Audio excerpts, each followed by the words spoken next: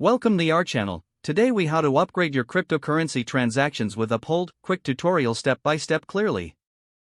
To upgrade your cryptocurrency transactions using Uphold, begin by opening the Uphold app on your device.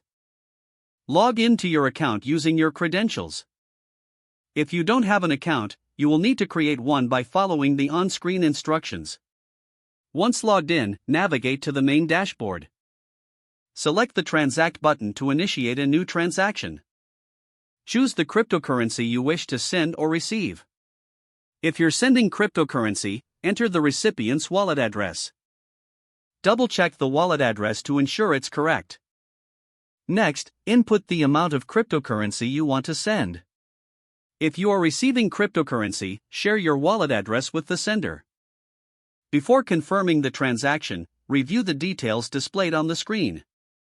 Ensure all information, including fees and transaction duration, is accurate. Tap on the Confirm button to proceed with the transaction.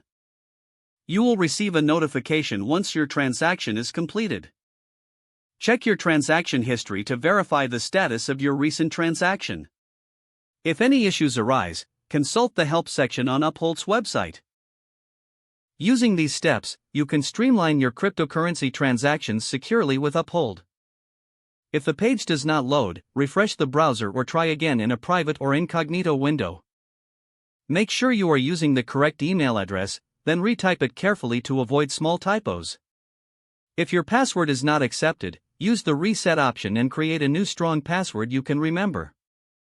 Check your spam folder for verification or security emails, then complete any requested confirmation steps.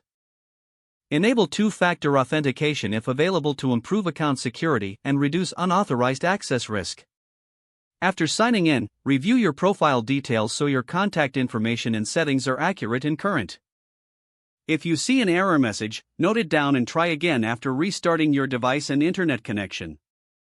Log out when you finish, especially on shared devices, to keep your account and payment information secure.